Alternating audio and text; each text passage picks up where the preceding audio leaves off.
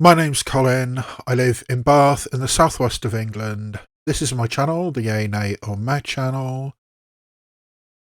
And if you've watched my recent videos, or even if you haven't watched my recent videos, I am not 100% over my bout of Bell's palsy.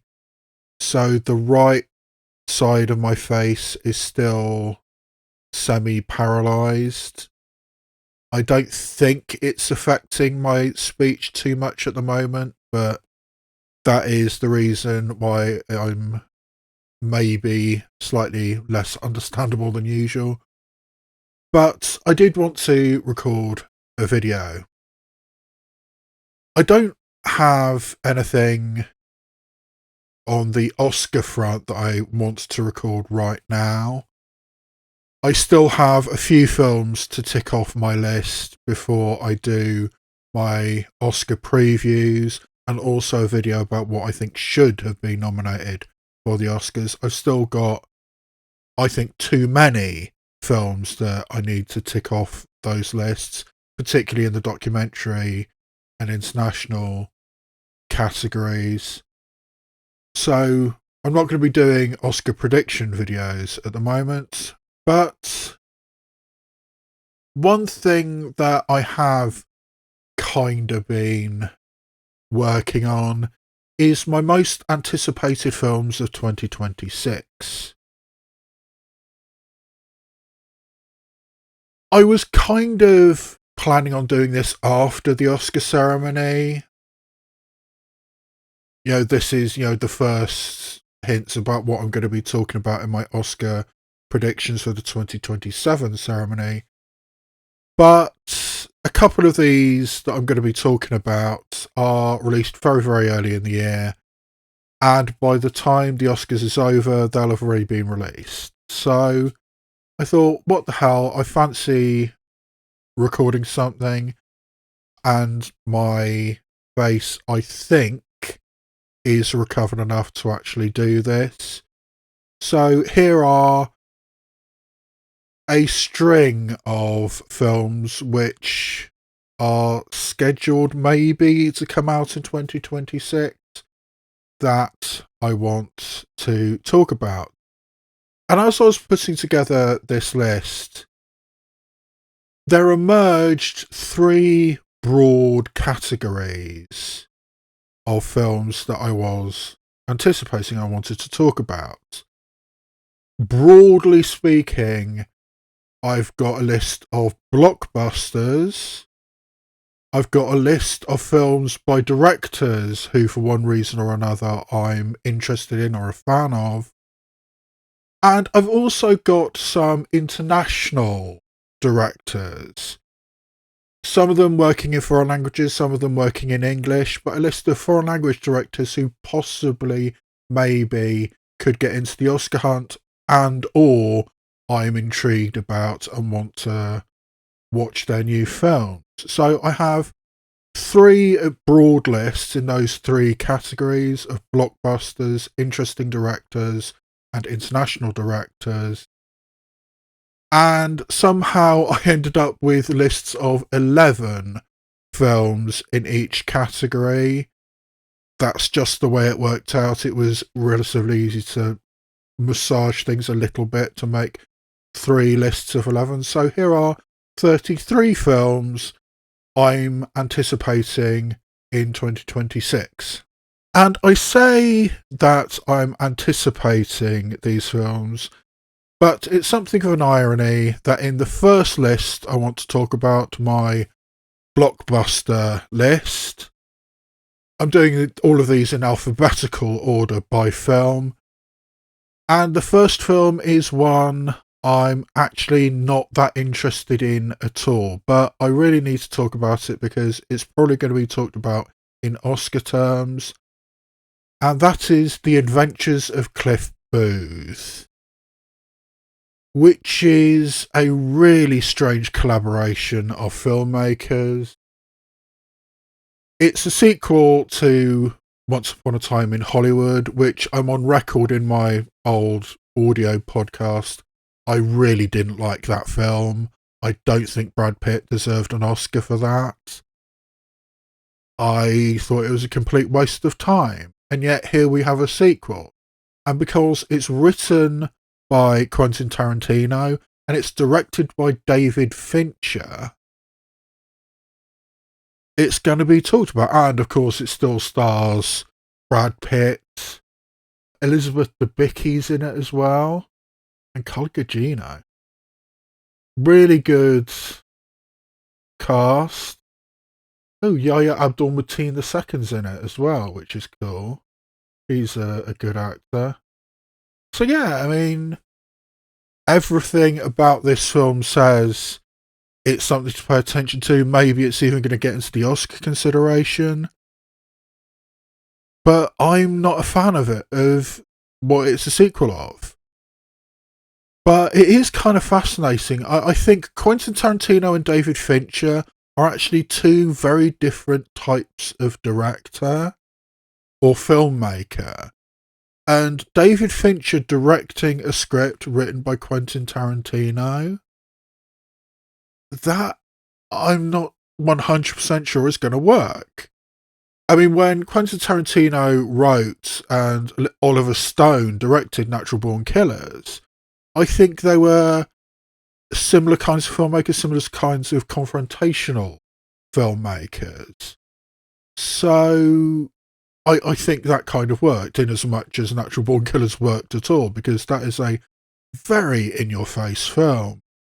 But David Fincher and Quentin Tarantino working together, that's actually kind of interesting, but I'm still not actually very interested in The Adventures of Cliff Booth, but I do think it needs to be talked about.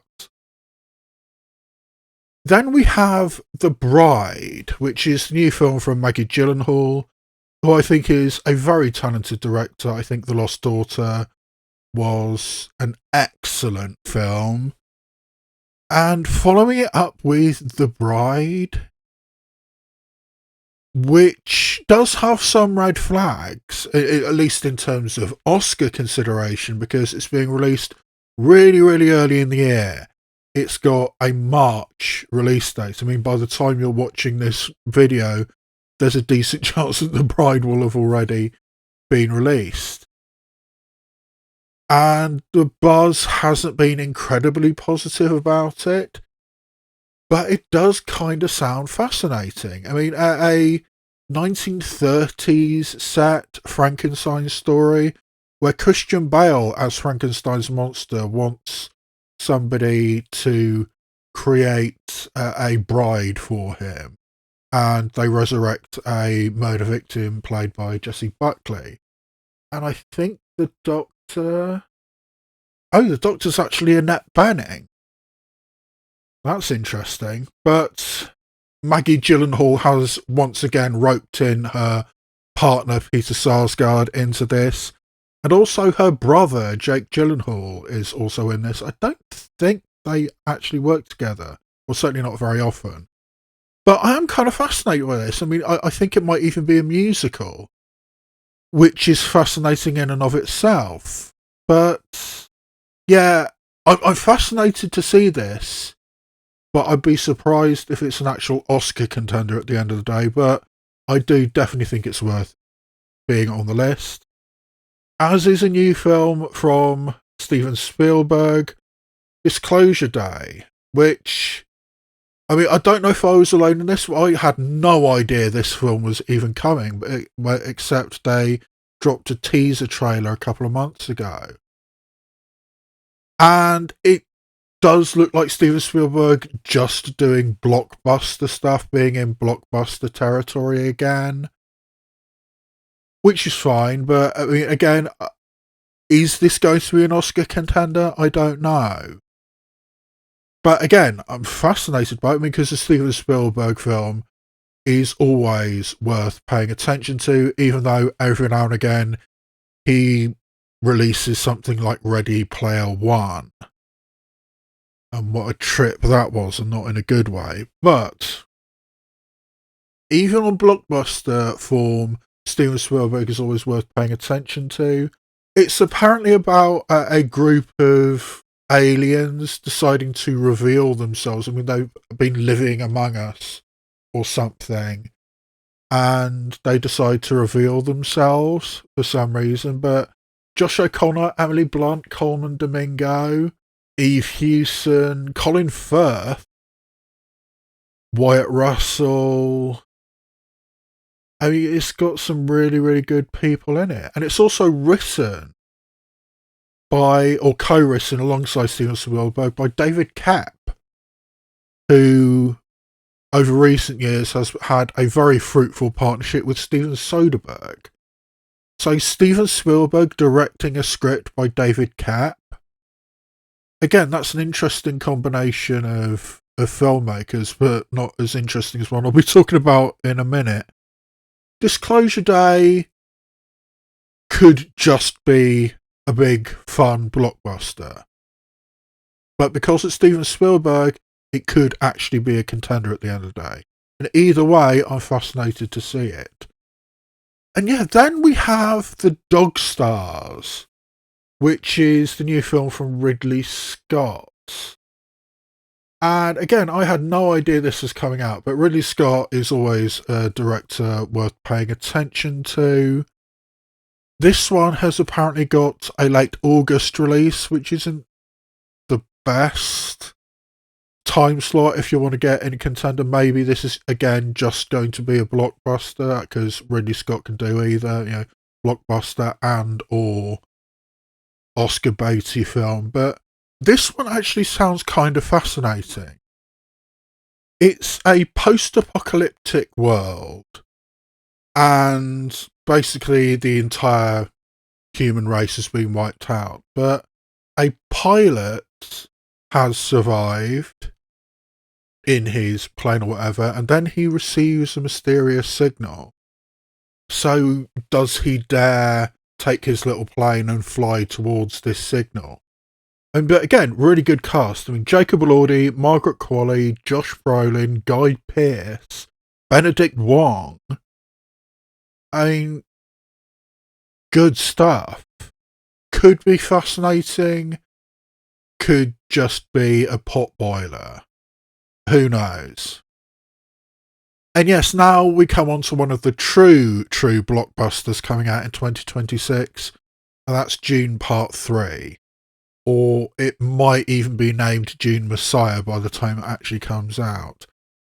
I mean, I've never read the Dune books, but apparently Dune Messiah is when things start getting really, really fucking weird. So that's something. I mean, I have to say, I'm not the hugest fan of Dune as a franchise, as a property. I like them. I think Denis Villeneuve is a very talented, epic filmmaker. But I can't say I'm eagerly anticipating this one. But it is going to be interesting seeing how well Dune Part 3 does in Oscar terms, because what happened to both Wicked for Good and Avatar Fire and Ash in the Oscar ceremony, which at time of recording is happening in a month or so? It seems that the Oscars as a body has taken against sequels, particularly in Avatar's case, a third sequel or the third film in a franchise. And Wicked for Good getting completely blanked at the Oscars, which I don't think anybody saw coming. I mean, everybody thought it wasn't as good as the first, maybe even not a good film at all. But to get absolutely nothing at the Oscars, that was something I don't think anybody was anticipating. So maybe the Academy has taken against sequels, and maybe, therefore, Dune Part 3 won't do as well as the first two. I mean, Dune Part 2 didn't do nearly as well as the first Dune. So now, is it the law of diminishing returns, and Dune Part 3 is also maybe going to get blanked? I mean, I can't imagine it getting blanked in visual effects or sound, the Academy Awards that go for technical achievement. But still, there's a chance that Dune Part 3 might not do as well as the first two. And it's going to be interesting seeing, but I'm interested in it for that aspect. I'm honestly not that interested in it as a film, but I'll watch it. I mean, I'm going to have to watch it. It's going to be one of those cultural footprints, but there we go. And yeah, the next film on the list is one I am absolutely 100% not interested in. I don't want to support at all, because I think this is a project which probably shouldn't exist. Michael is going to be a film which I can already see is going to divide opinion. There's even a chance that by the time it comes out, I mean, it's scheduled to be released in April, which is early for an Oscar film. But it might even be part one of a franchise, because they've had to drastically rewrite and reshoot the second half of Michael because they weren't respectful of the accusers of Michael Jackson. There was specific language in the legal agreements that said their names couldn't be used in a project like this, and they did it anyway. They just didn't bother checking. So once the lawyers got wind of this, saying, oh no, you can't do that. So they've had to completely redo the second half of the film.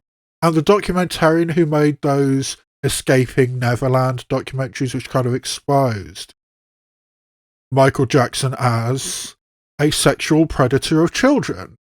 I mean, I feel comfortable saying that Michael Jackson was a sexual predator of children. And from what he says, he's seen the script and seen, I might even have seen a rough cut of the film.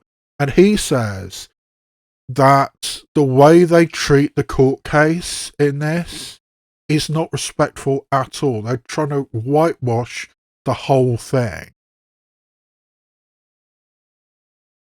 I don't think it's a good idea to make a biopic of Michael Jackson at all.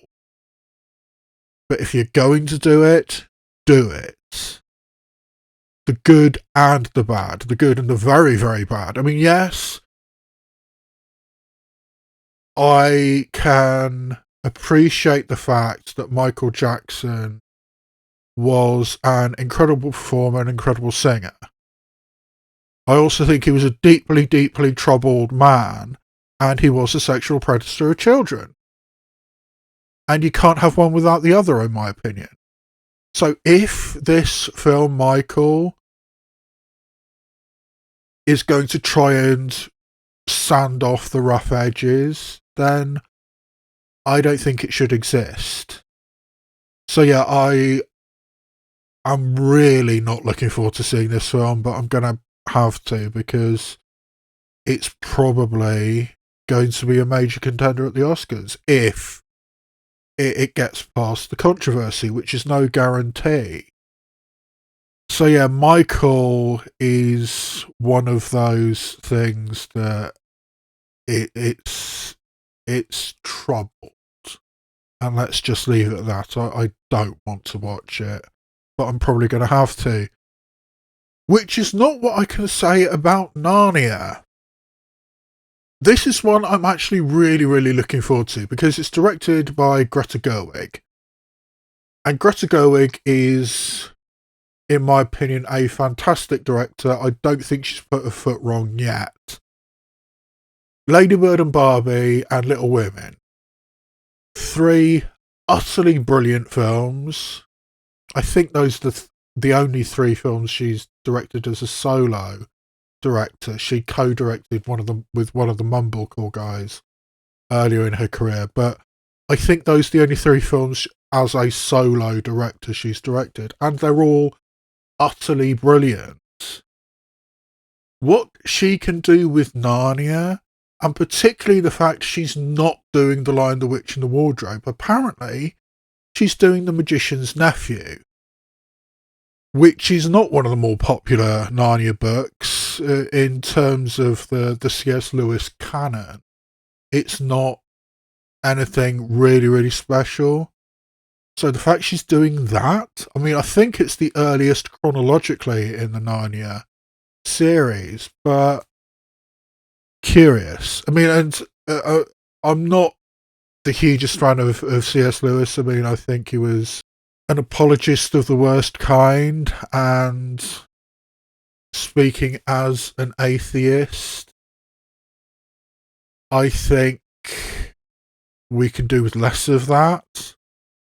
But the fact it's Greta Gerwig doing this, and what she's already done with Little Women, which again, not necessarily the most promising source material to do something really special, but Greta Gerwig doing this, really looking forward to Narnia. And also Sir Christopher Nolan's new film, The Odyssey. I mean, this is going to absolutely sweep next year's Oscars. I can't see any circumstance which it doesn't sweep. I mean, if Oppenheimer did it, the fucking Odyssey, I mean, the ground rock, I mean, the absolute foundation of Western literature is the Odyssey and the Iliad. That is what started the canon. And Sir Christopher Nolan doing that, it's just going to absolutely sweep the Oscars. I can't see it not. So yeah, I mean, it's going to be big and epic, and actually, over in Bristol, by the time the Odyssey comes out, they're building an IMAX screen, and I think it's going to be an actual full-size IMAX screen, which is the first time I've had easy access to an IMAX screen, basically ever. And I think right now, the nearest active full-size IMAX screen is in Swindon, which is, what, about 80 miles away, 90 miles away, something like that. Certainly too far away to get there easily. But I think, I mean, it's got the IMAX branding on it, the new refurbished Odeon Deluxe in Bristol. I think it's going to be full size. I'm going to be able to see the Odyssey in full size IMAX. Fuck yeah. So yeah, really, really looking forward to the Odyssey, and I really can't see it doing anything else but utterly destroy the Oscars next year. It's going to do everything. Okay, so I've already talked a little bit about strange collaborations, and perhaps the strangest one, I mean, it doesn't really fit in as a blockbuster, but I'm absolutely fascinated by the film Remain. Because it's M. Night Shyamalan's new film, and yes, over recent years, M. Night Shyamalan hasn't really done anything that special or that impressive, particularly since he started adapting other people's works. But this is one of the strangest ones I've ever come across. M. Night Shyamalan is adapting a novel by Nicholas Sparks, the writer of really, really sappy romances, like A Walk to Remember, Nights in Rodanthe, The Notebook, Dear John, The Lucky One, Safe Haven, The Longest Ride, The Best of Me. Really, really base level romance novels. And M. Night Shyamalan is adapting one? Really? I mean, the plot does kind of sound like something that M. Night Shyamalan would be interested in. Let's see. A grieving architect moves to Cape Cod for work after leaving a psychiatric facility. While staying at a historic B&B, he meets a mysterious woman who makes him question his rational beliefs about life and loss. So it kind of sounds like a ghost story, which means safe haven. I mean, one of the podcasts I listen to, Safe Haven, is always dismissively described as ghost wife. So, yeah. M. Night Shyamalan adapting Nicholas Sparks.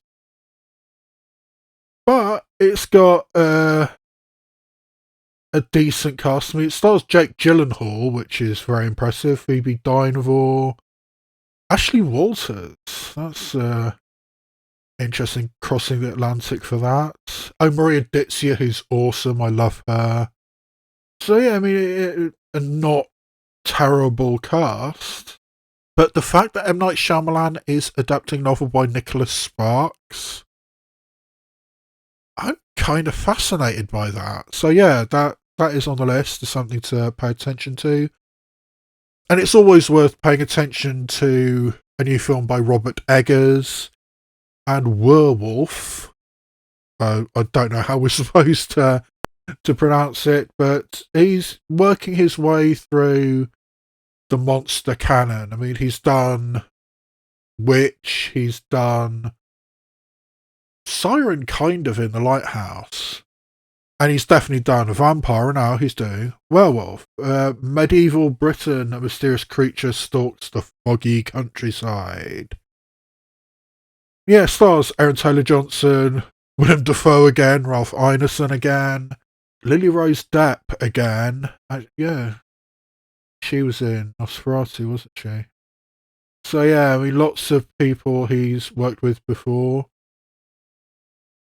Robert Eggers knows what he's doing. I mean, you know what to expect from a Robert Eggers film, and now he's doing Werewolf. Whatever.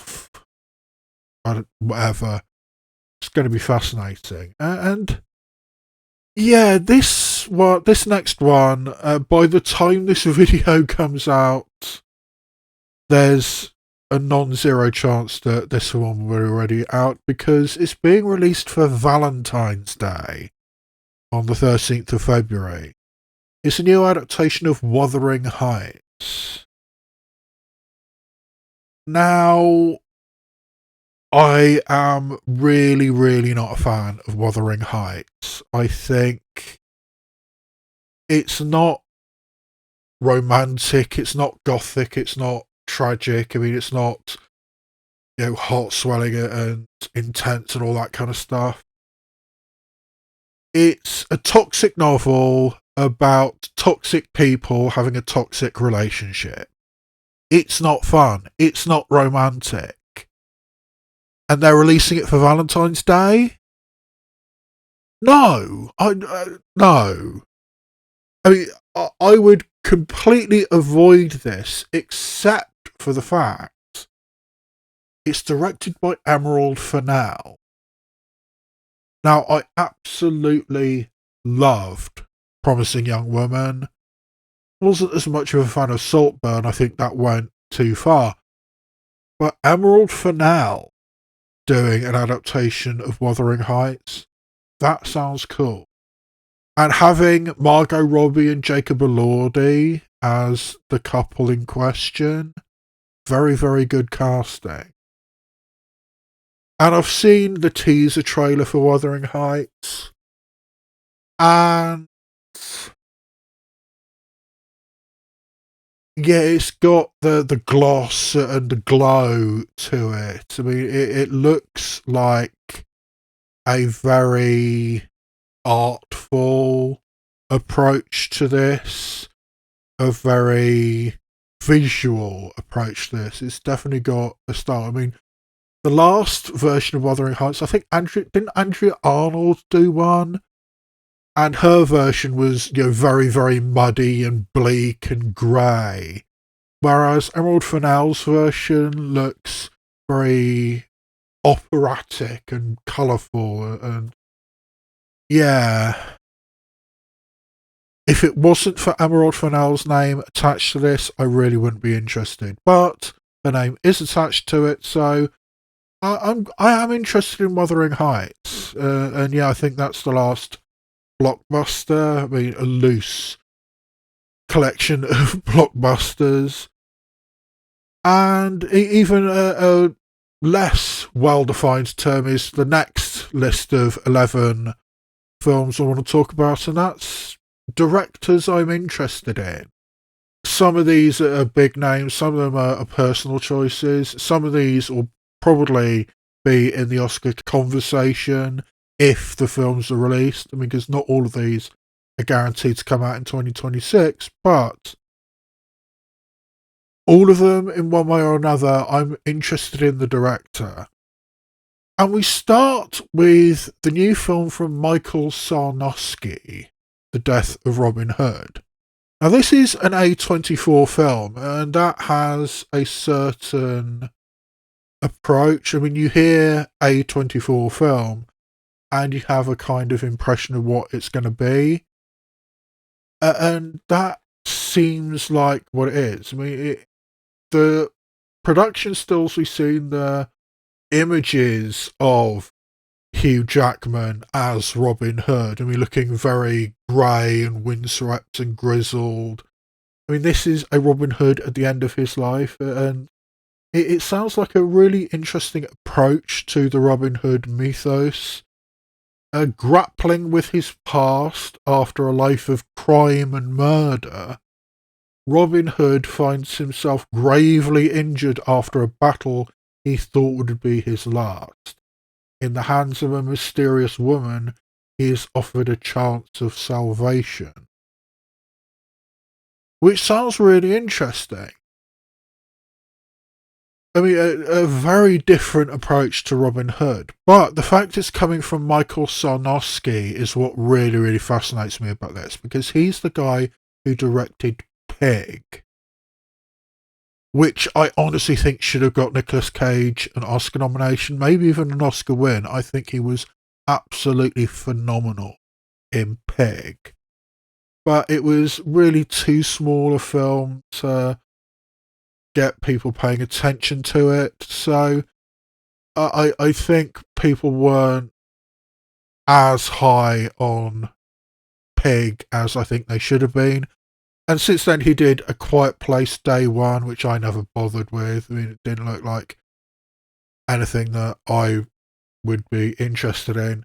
But Pig, I think, is fantastic. And that guy doing a film about the death of Robin Hood, and specifically The Death of Robin Hood, is the title of the film. That's fascinating, and I'm very intrigued by The Death of Robin Hood. I'm also very intrigued by Jack of Spades, which is one of those films I don't think... Well, it might not come out in 2026. It says on IMDb post-production, but who knows? It's a new film from Joel Cohen. I mean, Ethan Cohen has been doing some really weird shit with his wife. Having these lesbian mystery things, Drive Away Dolls and Honey Don't. I thought Honey Don't was okay. I mean, it got really, really bad reviews. I thought it was okay. And I did really like Drive Away Dolls as well. But it's a very strange cul-de-sac that Ethan Cohen seems to be going down. But Joel Cohen, we had the tragedy of Macbeth, and then he hasn't really done anything since. I mean, I think, was it Joel or Ethan who did that documentary about Jerry Lee Lewis? No, Joel Cohen hasn't directed anything since the tragedy of Macbeth. That was 5 years ago. And this new film, Jack of Spades, we don't know an awful lot about it. A gothic mystery unfolds in the atmospheric setting of 1880s Scotland. Who knows? But, I mean, Josh O'Connor, Damien Lewis, Frances McDormand, of course. I mean, you can't have a Joel Cohen film without his wife. Leslie Manville. I mean, great cast. Still don't know what a lot of what it is. I mean, if it comes out in 2026, I'm fascinated by Joel Cohen's Jack of Spades. And next we have the first of a few films which some people thought were going to come out last year in 2025, and that's Taika Waititi's new film, Clara and the Sun, which is based on a novel by Kazuo Ishiguro, who wrote The Remains of the Day, is probably his most famous novel, but he also wrote Never Let Me Go. And this film, Clara and the Sun, feels quite similar to Never Let Me Go. The synopsis is a robot girl designed to prevent loneliness tries to save a heartbroken family of humans. Having discussions about death and the family, very much like what Never Let Me Go was doing. That was one of the first times that we realised just how good a writer Alex Garland was. But based on that novel, or a novel by Kazuo Ishiguro, that's something. And Taika Waititi, I mean, yes, Next Goal Wins was a weird misstep. I mean, the documentary Next Goal Wins is beautiful, it's brilliant, I loved it. Why make a feature film out of it? It didn't fit. It didn't need to have a feature film made of that story. The documentary was brilliant. So Next Goal Wins was a bit of a weird step, but now Taika Waititi has this film, Clara and the Sun. And if it is that kind of story, I mean, it actually, the synopsis has a little bit of the film After Yang by Kogonada, the film he did before A Big Bold Beautiful Journey. After Yang, I think, is actually a really, really good film. And this sounds kind of similar. So yeah, is Taika Waititi gonna return to the top level of attention and maybe even Oscar buzz? And yeah, next is the film Madden. The return of David O. Russell. Which, I mean, do we need David O. Russell to return? I mean, by all accounts, he's an absolute bastard. He's the kind of director who makes everybody life hell, makes everybody miserable on set. And apparently we just let him get away with it. I mean, yes, he's made great films, but is it worth it? Who knows? So yeah, I mean, I'm not a fan of the fact that David O. Russell is back. But I am kind of interested in the story. I mean, Madden is about the NFL head coach and then video game developer and spokesperson John Madden. I mean, I'm a fan of American football. Got my championship shirt from the Chicago Bears, NFC North 2025 champions. This came in the post today. Awesome. I am a fan of American football. And John Madden is a beloved figure. He was a long-standing commentator. I mean, nowadays, the Thanksgiving games are dedicated to John Madden. And this film is scheduled to be released on Thanksgiving. It's the 26th of November, which I'm assuming is Thanksgiving or the closest to Thanksgiving. Actually, it's the same date as Narnia as well.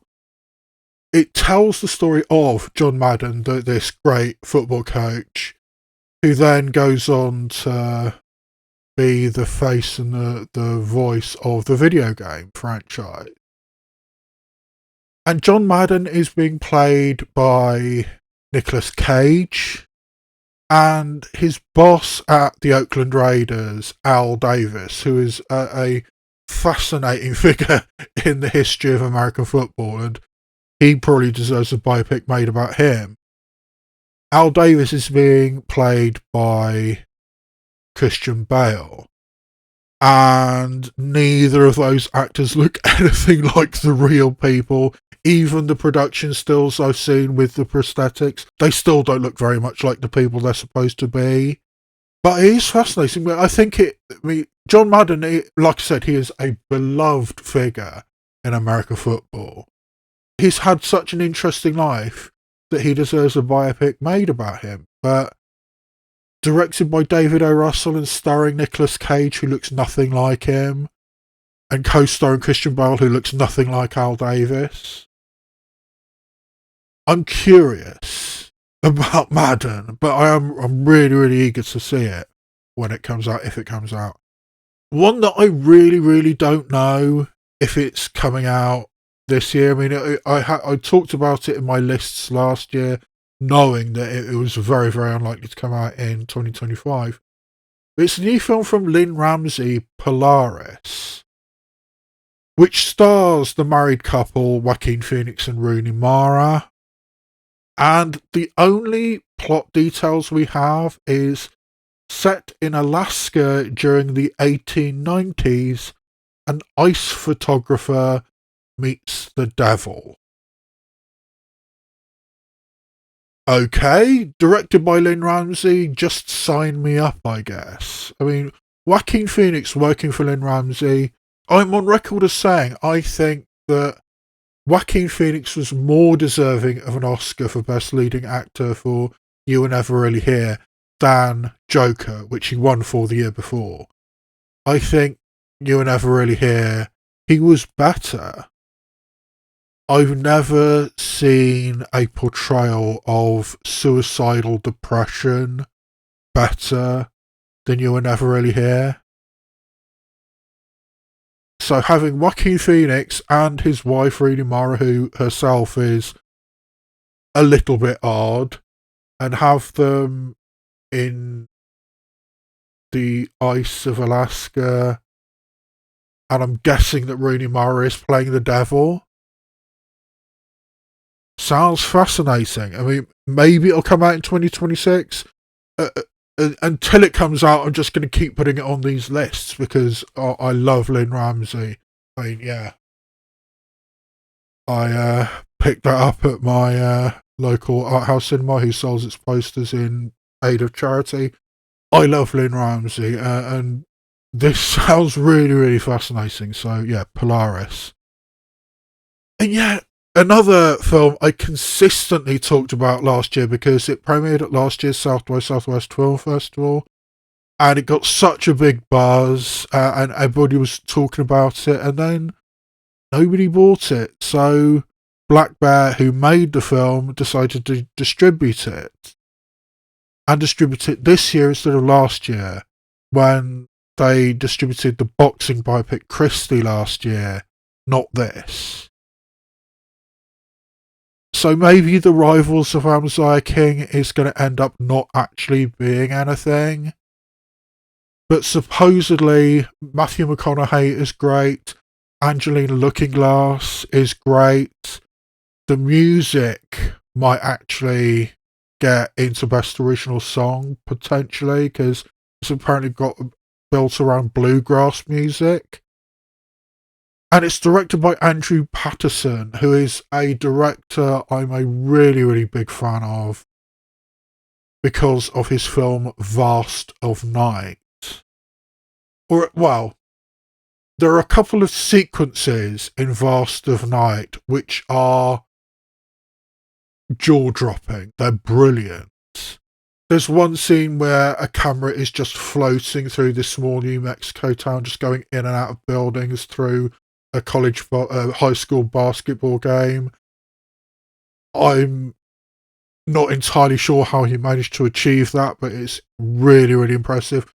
There's another scene which is just looking at a telephone operator as somebody is talking to her and telling this extraordinary story, but we only hear that we're just looking at this girl's face. A really unexpected, unusual ways of telling that story. And Andrew Patterson did it, and I think he did it brilliantly. So that guy getting all that response from South by Southwest, everybody thought it was going to be a big thing because Matthew McConaughey is apparently brilliant in it. And now it's coming out this year. and it's coming out at the end of August, which is not prime real estate for Oscar contention, but I'm still really, really fascinated by The Rise of Some King. Can't wait for it. And yeah, next on the list is a director who is one of my personal favourites, or at least has been in the past.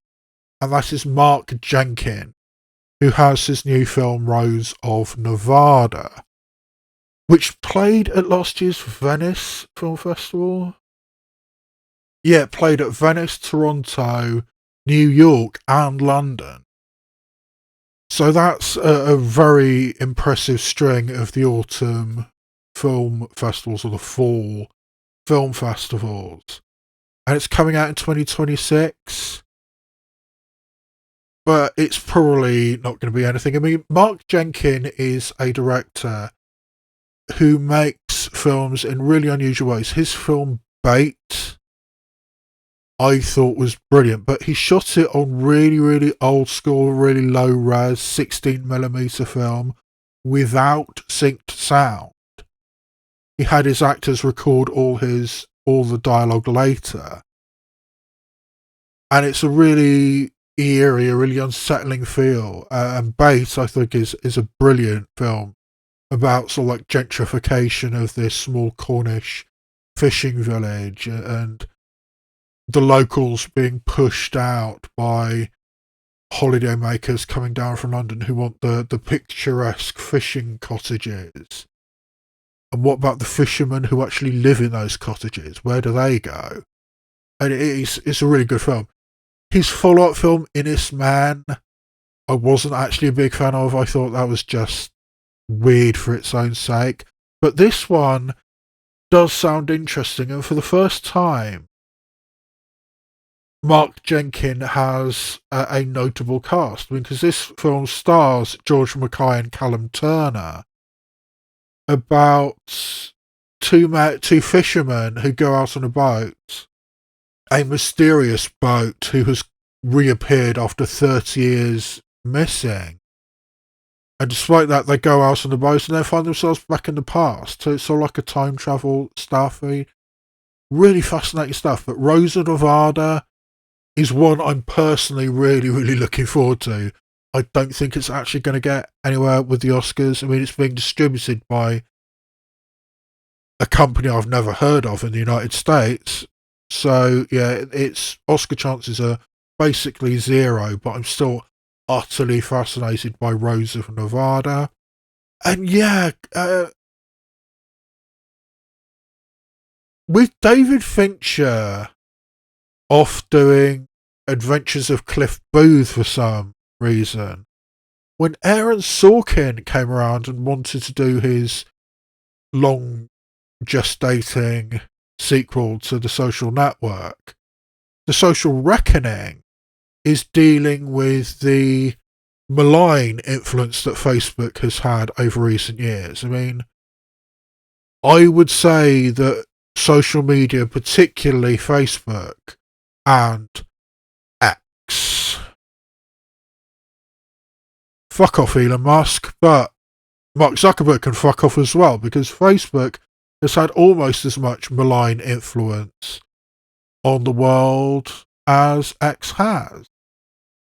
The algorithms of Facebook have fucked us royally, and they were designed to do so. And apparently this is about the whistleblower who first said to the public, look at what the Facebook algorithm is doing, it's really, really fucked up.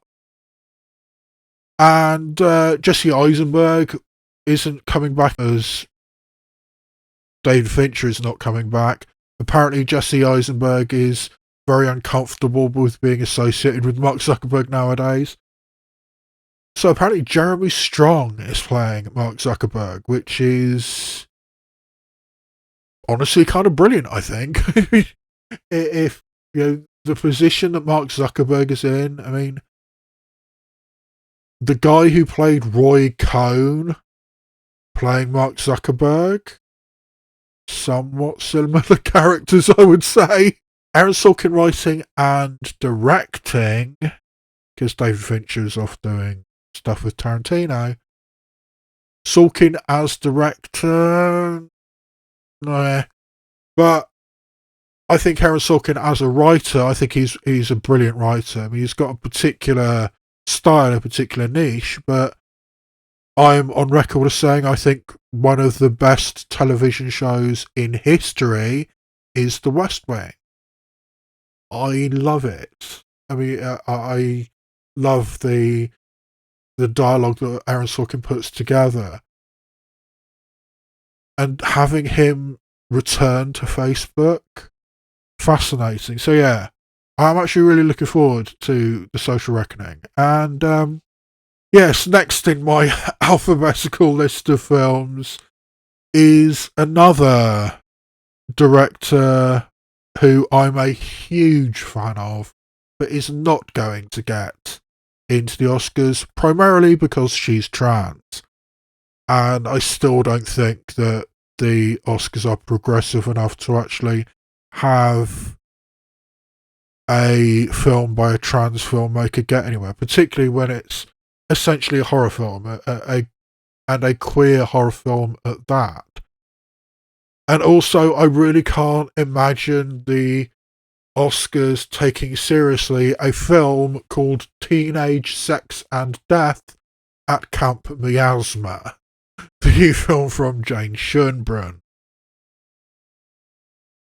I mean, Jane Schoenbrun's narrative feature films, We're All Going to the World's Fair and I Saw the TV Glow, I think they're both brilliant. And you can see just what I think of I Saw the TV Glow because I've done a reaction to it. I thought that was an exceptional piece of work. And I am dying to see what Jane Schoenbrunn does next. But this seems even more niche and even more confrontational than Jane Schoenbrunn's previous two films. I mean, the synopsis sounds unusual. A queer filmmaker is hired to direct a new installment of a long-running slasher franchise. The director fixates on the prospect of casting the final girl from the original movie, and the two women descend into a frenzy of psychosexual mania. Yeah. And Gillian Anderson's in this one, which is a big get for a film like this. I wonder if she's playing the final girl. I doubt it. It's probably a prestige cameo for Gillian Anderson. But yeah, I can't imagine Teenage Sex and Death at Camp Miasma actually doing anything come Oscar. But I personally, that is one of my most anticipated films of 2026. It has to be. Next up is Paul Greengrass, who is a director, bit of a mixed bag. I mean, I think shaky cam is one of the worst styles of filmmaking over the last couple of decades, and Paul Greengrass is mostly responsible for it. But having this shaky cam approach on a historical story like this film, The Uprising, I'm actually kind of fascinated because in all of British history, I think the Uprising, or what used to be known as the Peasants' Revolt, is one of the underrated turning points in British history. Because for a brief moment, if it had gone slightly differently, the peasants might actually have taken over and might actually have dethroned the king. And because they didn't, we've had monarchy ever since in the 14th century. I mean, Richard II, who was, I think he was 13 or 14 at the time. I actually covered the Peasants' Revolt at university when I did English, but I had an elective history course and I did medieval history. So I actually learned about the Peasants' Revolt, or what was at the time known as the Peasants' Revolt. So yeah, I mean, I'm actually reasonably well versed in this. Yeah, but having a film about the Peasants' Revolt or the Uprising, that in itself is fascinating. But having Paul Greengrass direct it, I mean, that seems like completely the wrong style of director for this. So it's that clash which I might actually be most interested in. The fact that this, shaky cam director is doing this historical story. I'm kind of fascinated, and it's got a really good cast. I mean, Tom Hollander, Andrew Garfield, Thomasin McKenzie, Jamie Bell, Johnny Lee Miller, Catherine Waterston, Cosimo Jarvis, Stephen Delane, Woody Norman. Oh, I'm betting he's going to be Richard II because he's the kid from Come On, Come On. I thought he was excellent in that as a child actor. I mean, I bet he's playing the young king. The story is definitely worth making a film about, and the fact it's Paul Greengrass doing it, that doesn't fit. So what's the actual film gonna be? But I am fascinated. And of course, Martin McDonagh needs to be on the list with his new film, Wild Horse 9, which seems like it might, or potentially it could be a little bit like In Bruges, his first big hit. It's CIA agents face a trust testing mission from Santiago to Easter Island in 1973 Chile. And I believe that the CIA agents are Sam Rockwell and Steve Buscemi, which is a really cool partnership. It's also got people like Parker Posey, John Malkovich, Tom Waits. Huh. Oh, Mariana de Girolamo, she's an excellent Chilean actress. That's kind of what Martin McDonagh does. I mean, In Bruges, Banshees of Inisherin, to some degree, Three Billboards Outside Ebbing, Missouri, are all about dysfunctional relationships, dysfunctional pairs of people. I mean, in Bruges and the Banshees of Inisherin, we've got Brendan Gleeson in both of those, with Colin Farrell, and then actually it was Colin Farrell both times, wasn't it? I mean, it was the same pair in both In Bruges and Banshees of Inisherin. That never struck me before. And to some degree, Frances McDormand and Sam Rockwell in Three Billboards Outside Ebbing, Missouri is also a dysfunctional partnership there as well. So having a dysfunctional pair of CIA agents on Easter Island, why would you go to Easter Island? I guess we'll find out. But yeah, Wild Horse 9, the new film from Martin McDonagh, is certainly worth paying attention to, and he's certainly a director I'm interested in. So yeah, now we move to the international section of this video. And as I said at the beginning, not all of these are foreign language films, but they are international directors. We start with Pavel Pawlikowski's next film, which is, I think, entitled 1949, but it also might be entitled Vaterland. It's about the German writer Thomas Mann and his life in the immediate aftermath of the Second World War. This, I believe, is still in production at the moment, so whether this comes out in 2026 or not is still up in the air. But Pavel Pawlikowski, Ida, absolutely brilliant. Cold War, absolutely brilliant. Both nominated for International Feature, so it's always worth paying attention to Pavel Pawlikowski. I mean, the fact that Ida won International Feature says something. I don't think Cold War did.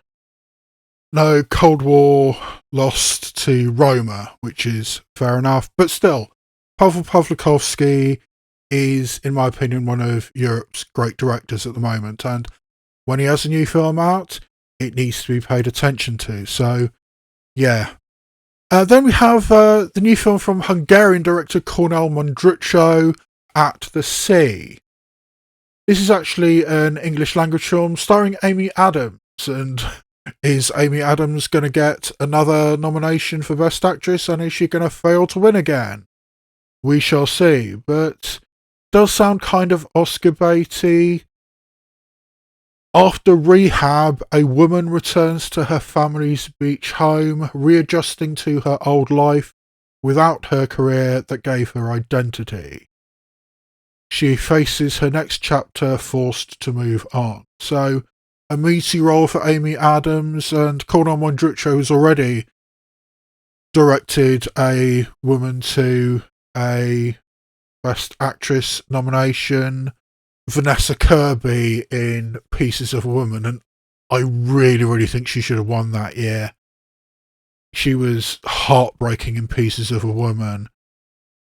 So is the same thing going to be true of Amy Adams in At the Sea? I mean, I think right now I would put a decent bet on Amy Adams getting in the conversation for Best Actress. We shall see.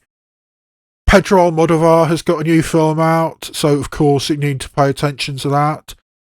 Bitter Christmas, about a marriage breaking up at Christmas or something. Yeah, a woman being abandoned by her partner during Christmas time. Yeah, I mean, Pedro Almodovar usually gets into the international feature race. Not always deservingly. I really didn't like Parallel Mothers, but Bitter Christmas needs to be paid attention to. And yeah, Alejandro Gonzalez Iñárritu has a new film out called Digger. And obviously, I mean, back to back Best Director and Best Picture with The Revenant and Birdman. That was back to back, wasn't it? Or within a decent length of each time with each other. So, again, Alejandro Gonzalez Iñárritu is a director who definitely needs to be paid attention to, even though his last film, Bardo, was very, very beautiful, but very, very self-indulgent. Just gonna lay that out there. I quite liked it, but it was very self-indulgent. And this one stars Tom Cruise. I mean, he's already had Leonardo DiCaprio and got him an Oscar win. Maybe Tom Cruise is finally going to get his competitive Oscar win because he got an honorary one last year, a Governor's Award one last year. But yeah, the most powerful man in the world embarks on a frantic mission to prove he is humanity's saviour before the disaster he's unleashed destroys everything. Giving Tom Cruise a role as the most powerful man in the world. Scientology would be so proud. But that's all we know about Dig. I mean, we've had a teaser trailer released, which tells us nothing. I don't know what to make of this one, but it's Iñárritu, it's Cruise. Chances are it's going to be at least in the conversation for the Oscars. Yeah, and then we have Ruben Östlund's new film, The Entertainment System is Down. The lineup for Cannes has not been announced at time of recording, but I'm betting that The Entertainment System is Down is going to be in the competition lineup at Cannes, and if it is, put money on Ruben Östlund winning, because he's won twice in the past. And I don't like his films. I mean, he makes films which are very much in the awkward, cringe-inducing kind of métier. And that is really, really not my style. On some level, I can appreciate his films like Force Majeure, like The Circle, like Triangle of Sadness. I can't say I have liked any of them. They make me so uncomfortable. I just can't enjoy them. I mean, he's supposed to be this great filmmaker and everything, but the stories he tells and the way he tells them, I really don't like Ruben Östlund's work. But I suspect it's going to be a contender, and I suspect it's probably going to win a Palme d'Or because he's won twice in the past. So, yeah, set on a long haul flight where the entertainment system fails, the film will see passengers forced to face the horror of being bored. And it's got some really cool people in it, like Keanu Reeves, Kirsten Dunst, Sam Menzies, Daniel Bruhl, Lindsay Duncan, Julie Delpy, Connor Swindells, Sanjeev Bhaskar. Cool. Oh, he's playing the captain. Interesting.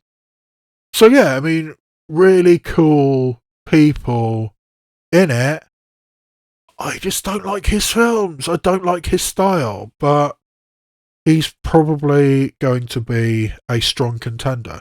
Oh, right. So next up is a director I do really like, the Romanian director Cristian Mungiu, whose new film Fjord sounds really, really interesting. It's set in Norway about a Norwegian woman played by Oscar nominee Renate Reinsve, married to Sebastian's Oscar nominee Sebastian Stan,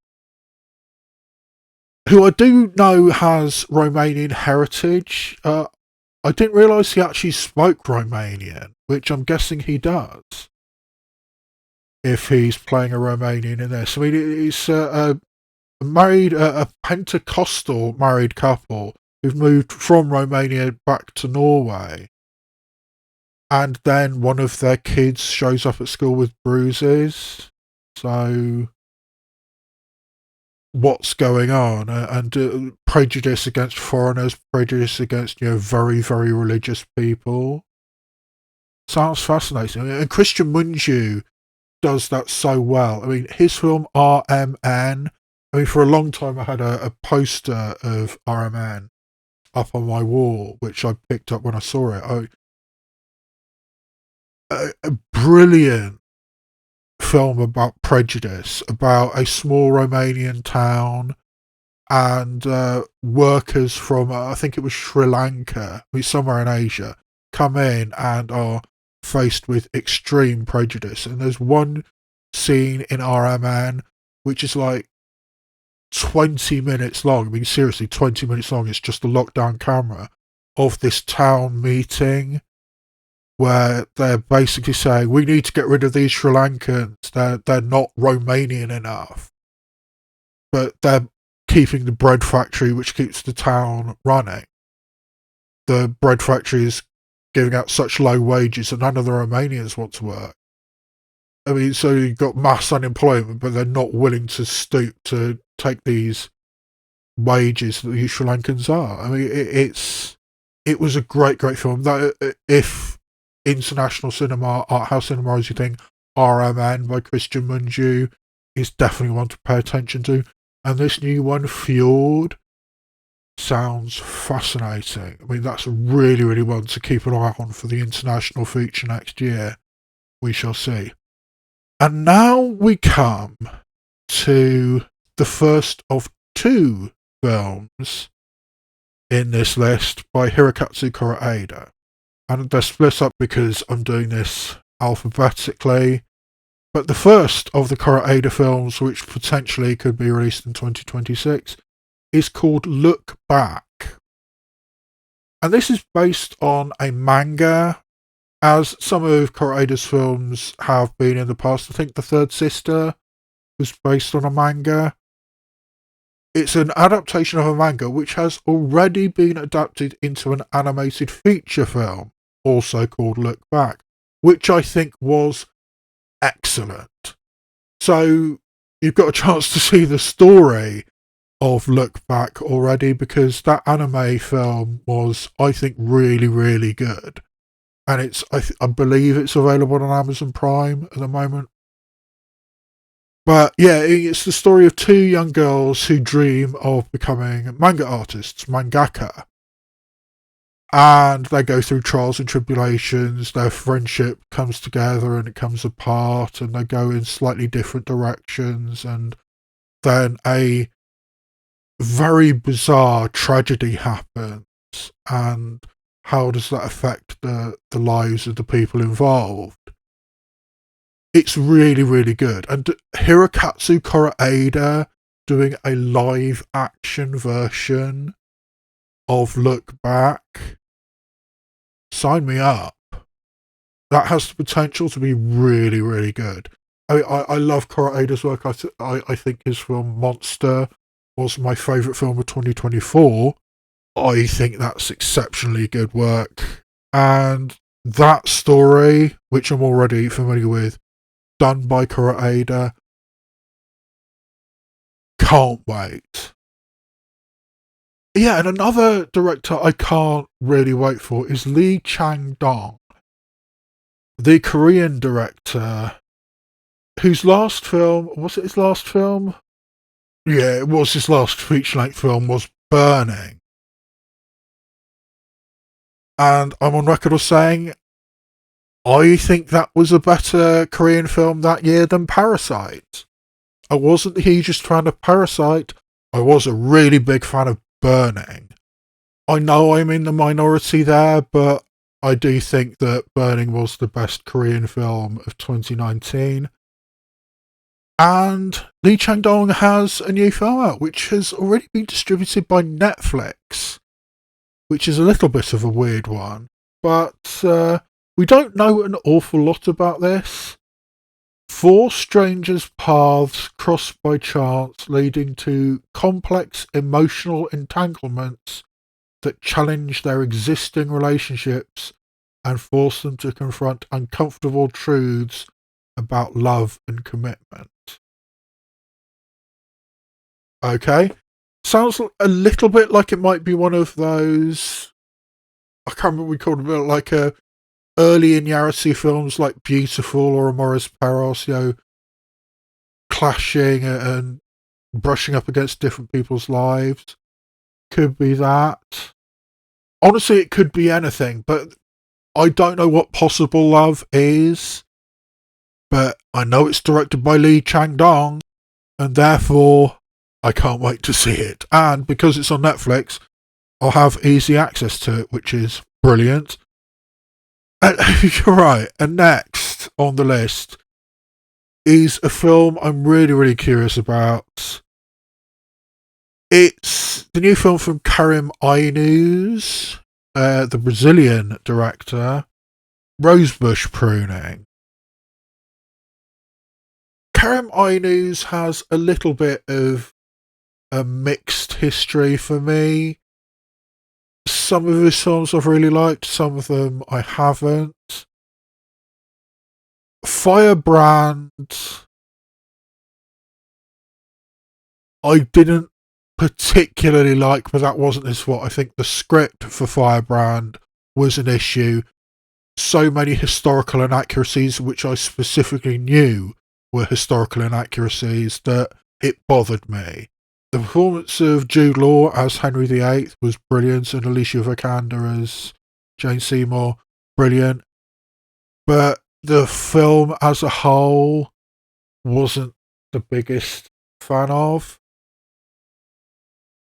And Motel Destino was his last film, which I liked. I think it was good. It was very, very sleazy, but it was good. And it's difficult to know what you're going to get with Karim Ainuz. But this one, Rosebush Pruning, is a remake of an Italian film from the 60s about a very close-knit, perhaps too close-knit aristocratic family and one of the kids decides to stop bumping people off because they're so genetically problematic that it's better off just not having them around.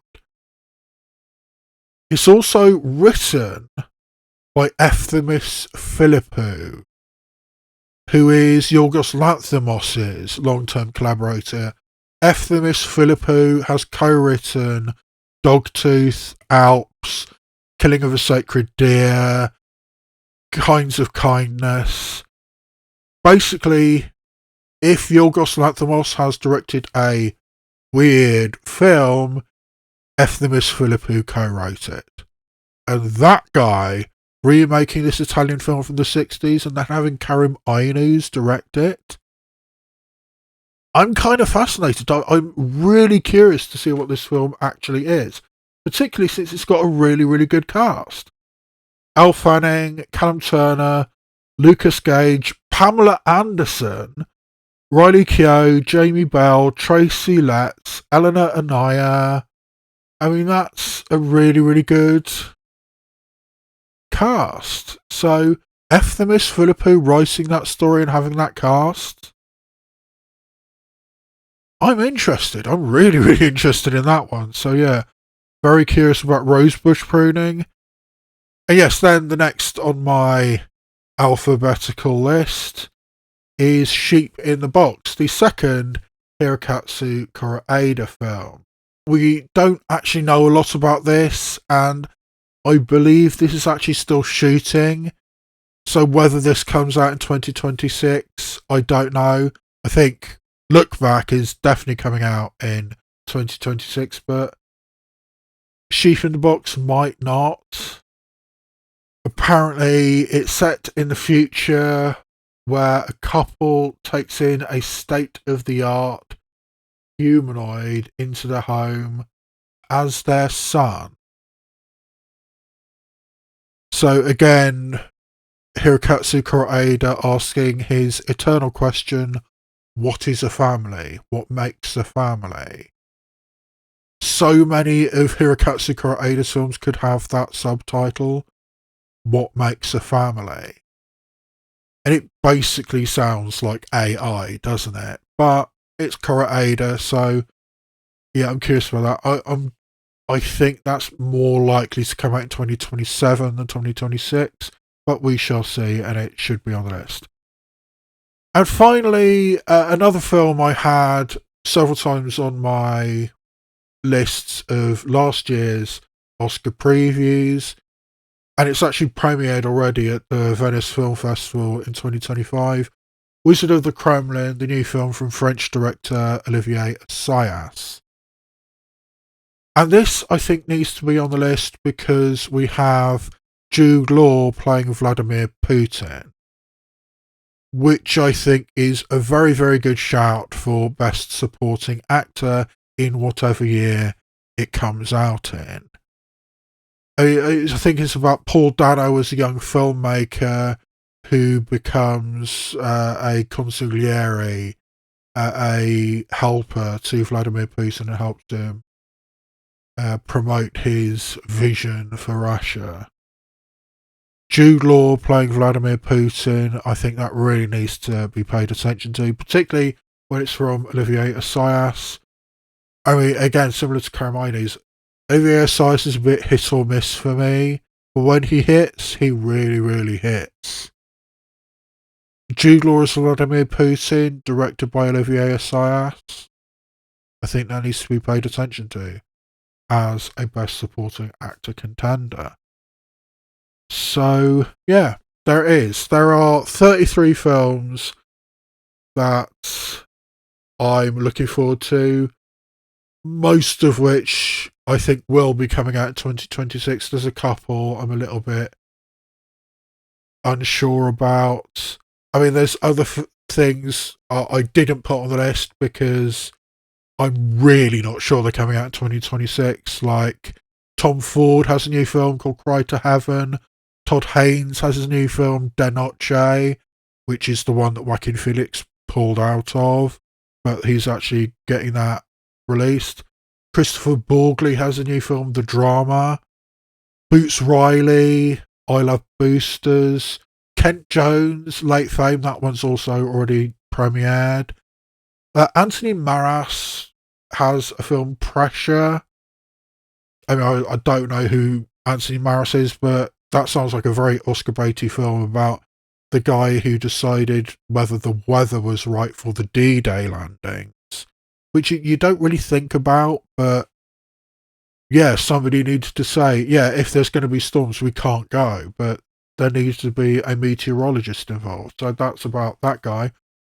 Coleman Domingo is making his directorial debut with a film called Scandalous, about the relationship between Sammy Davis Jr. and Kim Novak, the scandalous relationship, interracial relationship at that time. God help us, at some point Terrence Malick is going to release The Way of the Wind. Maybe it'll be 2026. And this is just the live action stuff. I mean, obviously, Wildwood, the new Leica animation, is scheduled to be released in 2026. Anything from Leica, I'm really, really interested in. I couldn't give a shit about Toy Story 5. That film doesn't need to exist. It finished perfectly after Toy Story 3, and now we've got Toy Story 5. Fuck off. Disney has no invention left. I mean, it's just sequels and polishing everything off. I mean, nothing to offend. I mean, oh no, we can't possibly have a queer kid in Elio.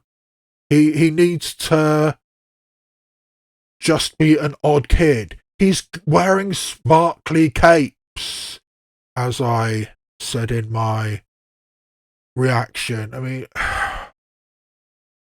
the cowardice of Disney and Pixar,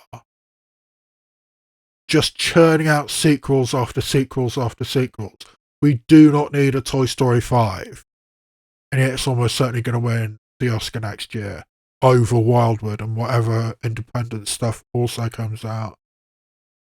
Actually, just the other day I saw a Hong Kong animated film, Another World, which starts Ghibli, ends extreme horror and cannibalism. So not for everybody, but anyway, I'm going completely off track here.